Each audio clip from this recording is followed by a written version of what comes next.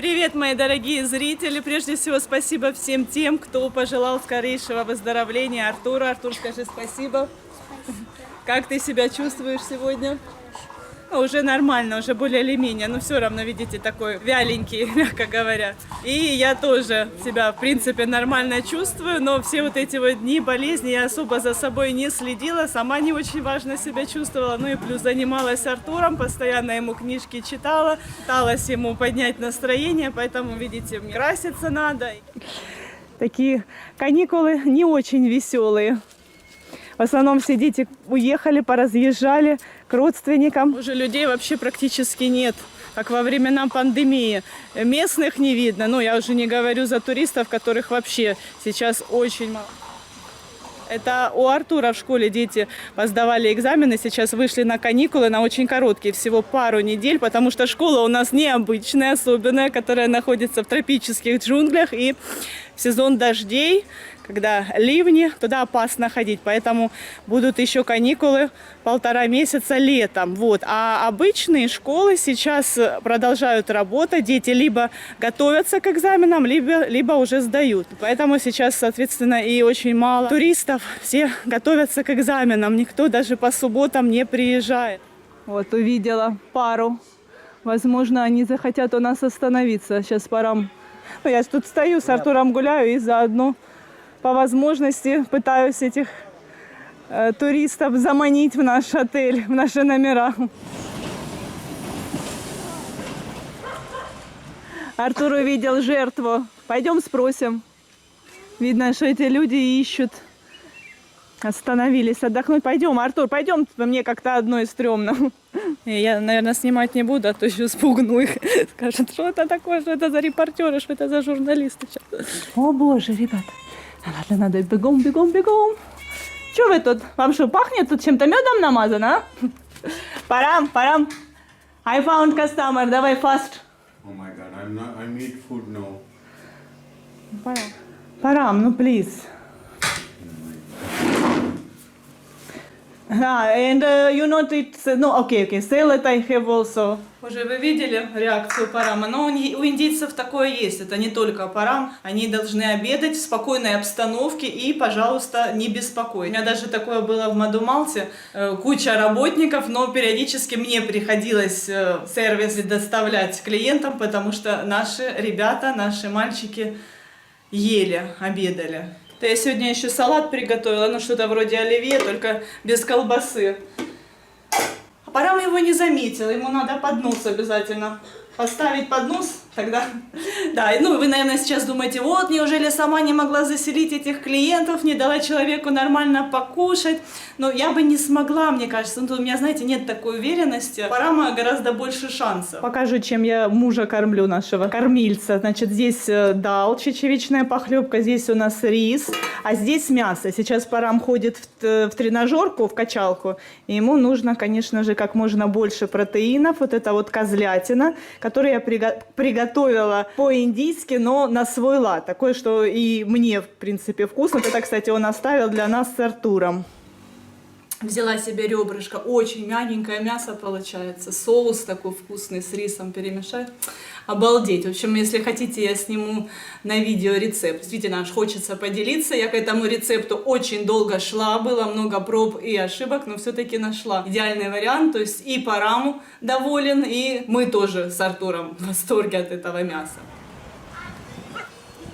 Всем привет. Я Парама попросила так снять, чтобы позади меня обезьянки. Да? Есть?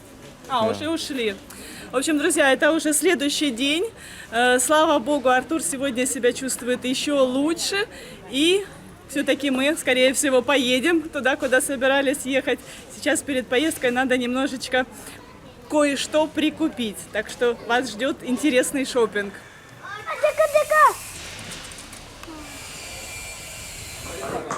Нам надо купить обувь, мне и Артуру. Что-то такое, чтобы было и удобное, и красивое.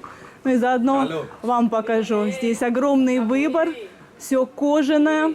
Но действительно классно носится. Я здесь всегда покупаю, но по нашим дорогам все равно. Как бы классно не носилось, какое бы качество ни было, все равно убивается. Ну ничего, в принципе, да, знаете, у нас тут Не надо покупать зимние сапоги, не надо покупать демисезонную обувь. Поэтому ничего страшного, если там раз в год покупать какую-то новую пару обуви, это не так уж и накладно. Вот показываю вам, я надеюсь, вам видно, но действительно выбор прекрасный аж. Парам разговаривает с этими людьми на Канада, да? Они из того же штата, что и Парам. Он так всегда их рад видеть. Ну, они здесь живут тоже, как бы переселились сюда. Так, ладно, все, сосредоточимся на деле. Ну, не очень удобные. По моему запросу вот парень предложил. То есть удобные и красивые. Так это одно и то же, same. Я хотела что-то, ну что, просто цвет отличается. Еще вариант, что-то мне глаз упал на белую обувь. Парам, как тебе? Good. Это не мой размер, да, но maybe they give, если у них есть, сейчас дадут. Если мой размер, по-моему, классно. По-моему, классно смотрится, особенно под этот костюмчик. Ну, в принципе, белые, наверное, под все подойдут. То есть такой универсальный вариант. Сколько стоит? How much?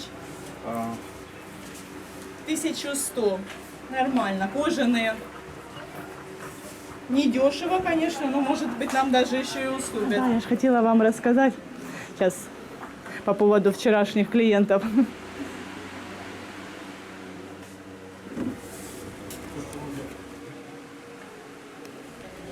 Ладно, расскажу сейчас, пока остановились. Артур шоколадку попросил. По поводу вчерашних клиентов. Они не взяли, не остановились у нас. Бадьмай, Парам, почему? Почему? Парам так рассердился, говорит, что ты меня отвлекла от обеда, Хай? Неужели ты не видела, что это никогда в жизни? Они не возьмут у нас номер. Это совсем не тот клиент, который нам подходит. Нет, я не понимаю. Я не понимаю. Им надо именно с едой, какой-то большой отель, с бассейном. Ну, в общем, не наш профиль. Говорит, зря ты только меня побеспокоила. Я много лет работала в торговле, много лет продавала серебро, бижутерию. Сейчас проедут шумно, поэтому я начинаю кричать, а вы потом пишете, Наташа, почему ты кричишь? Так вот, и я разбиралась в людях. Конечно же, я разбиралась, всегда знала, кто просто пришел время провести на рынке, а кто действительно конкретно пришел за покупками. Вот. Ну, а вот в плане отельного бизнеса еще до сих пор я профан. Вспомнила, друзья, когда я работала в торговле, у нас очень хорошо дела шли, ну, действительно. У нас вообще в киоске не было опта, но люди покупали оптом. Люди из маленьких городков приезжали, потому что выбор у нас был большой, много интересного товара. Продавали у себя намного дороже. В общем, у нас очередь стояла, реально стояла очередь перед магазином. И где-то с 9 утра до 4 часов я работала не приседаючи. И мне некогда было поесть. То есть утром еще, ну, когда утром еще более или менее, можно было там выпить чай с бутербродом, а потом в обед уже не получалось. Единственное, что я могла сделать, это выбежать в туалет, представьте себе, и по дороге жевать бутерброд. Да, до такой степени я была ответственным работником. Я стояла вместе со своим работодателем, ну как, с начальницей. И она говорила, Наташа, успокойся, сядь, поешь спокойно, я пока поторгую. А я нет, я не могла. Если люди подходят, я бросаю эту еду и вперед. А работала я, кстати, да, на процент. Может быть, еще это играло роль. То есть процент от продаж. Да, у нас не так, как у индийцев. Ну, или, может быть, я такая дурная. Ну, на самом деле, ничего в этом хорошего нет. Так можно испортить себе желудок. Целый день стоять голодная и вот так вот по пыхах бежать в туалет и есть этот жевать бутерброд. Ну, это ненормально. Так что, может быть, Парам молодец, что он следит за своим здоровьем. Здоровье дороже всего. Сейчас мы подошли к фотографу. Вот, идем, Артур, идем, он освободился. Пойдем Артура фотографировать. Ну, собственно, наша поездка, немножечко раскрою тайну по вопросу документов. Нам Артура надо сфотографировать на документы. Ну, это, собственно, цель нашей поездки. И посмотрите, там надо будет, чтобы фон был белый. И вот Видите, как у нас здесь в качестве белого фона. But this is not very white. Какая-то она не такая уж она и белая, эта стена. Не очень белая стена, Артур. Не, чуть-чуть, Артур, без зубов, как бы. ये इधर तक ही Ну, все равно вид у него... इधर तक ही रहना मांगते हैं Не, нормально. Он, в принципе, сфотографировал хорошо. More face 80%. Да. 80% лица должно быть. रहना मांगते हैं इधर तक ही चलेगा Фотограф нас надурил. Надурил. Посмотрите, это даже без линейки видно, что здесь далеко не 10 на 15. Согласись, Артур? Ну да. Ну вот зачем он, да, вот если ты понимаешь, что у тебя нет таких размеров, ну я так понимаю, у него какие-то шаблоны есть, если у тебя нет таких размеров, зачем берешься-то? Ты сколько, Парам, сколько мы заплатили? 50 rupees И последнее задание у нас на сегодня, это купить еще и Артуру обувь нормальную. Видите, у нас здесь на земле продают, мы купили мне в таком приличном магазинчике, а можно и здесь отовариться, здесь все намного дешевле. Некоторые модели, кстати, повторяются и здесь могут даже стоить дешевле. И вот эти вот люди, которые здесь продают обувь, они умеют их, ну как, изготавливать, кожевники. Делают, как говорится, handmade, ручная работа. Чамар называется их каста, я потише говорю, потому что, ну, вообще, как бы обсуждать эту тему в Индии считается сейчас неприличным. И это, ну, одна из наинизших, как бы они относятся к неприкасаемым. Люди, которые работают с кожей, выделывают кожу, они, как бы, считаются, что это нечистая работа, поэтому вот такая вот им участь досталась. Я буду лучше их называть кожевниками. И им не обидно, и фотограф, который нас облапошил. Спасибо, спасибо. Да, так что лучше говорить кожевники, потому что называть касту это не очень прилично. Плохой тон сейчас считается в Индии. Вот, и у нас как раз в поселке в Матаране очень много этих кожевников. Занимаются этим ремеслом из поколения в поколение. Не только, кстати, обувь, еще сумки.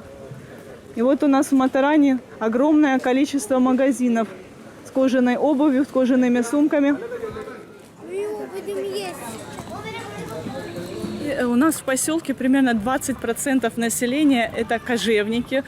И много очень прачек, много очень людей, которые убирают улицы, но это все относится к низшим кастам. И есть люди, которые высокие касты. Вот, например, хозяин отеля, где мы раньше жили и работали, так вот, он никогда в жизни не спускался на эти улицы, где они живут. Никогда. То есть он здесь всю жизнь живет. Его дети тоже никогда не спускались. Его жена, соответственно, тоже. Ну и он не один такой, просто я вам привожу в пример человека, которого вы знаете. Ну, не все так, конечно, считают. Многие представители высоких каст абсолютно нормально относятся ко всем остальным. Идемте, быстрее чуть-чуть. Вот, и представьте себе, ну, это буквально недавно мне Парам рассказал, что когда я приехала вместе с Артуром, когда Артуру был годик, я приехала сюда, в Матаран, и он, ну, то есть хозяин отеля, Параму сказал, мол, скажи своей жене, чтобы она вместе со своим ребенком туда не спускалась, не ходила по этим улицам. Ну, Парам как бы знал, что мне бесполезно такое говорить, что я сама знаю, где мне ходить. Хожу там, где меня рады видеть. Вот, и он как бы включил дипломата, Парам, сказал ему, мол, ну, вы понимаете, что она иностранка, самаритянка, то есть у них совершенно другой менталитет, она не поймет это, если я ей такое скажу, она рассердится, ну и вообще-то, ну, в общем, стал как-то ему объяснять. Так что он, в принципе,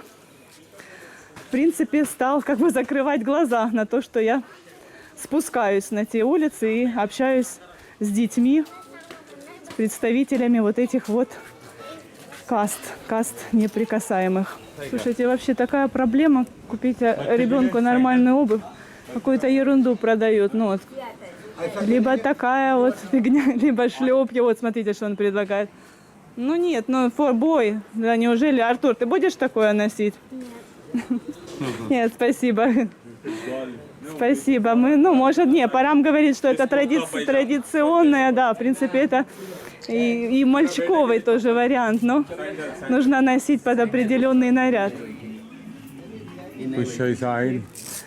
Какие милашки. Вот, смотрите, нашли от Гуччи. Не, я такой... Ничего нет подходящего, Артур. Придется в мокасинах ехать. Вот еще хотела же вам показать сумки. И хозяин вот этого магазина, у него несколько магазинов, очень богатый. То есть, ну, как бы человек относится, как говорится, к касте неприкасаемых, но у него денег больше, чем у того, кто не ходит по его улицам. И сумки здесь классные. Мы здесь, кстати, Элли выбрали. Но это не он. Хозяин здесь не торгует. Хозяин живет в роскошном доме в Мумбаи. Но здесь у него тоже есть домик. Вот, я хотела вам показать кошельки. И один из этих кошельков я подарила Элли. И сумки вот здесь вот тоже такие классные. Вот мне очень нравятся. Знаете, такие аутентичные, стильные, удобные, кожаные. К сожалению, этого мужчину мне не удастся вам показать. Ну да ладно. И ремни еще.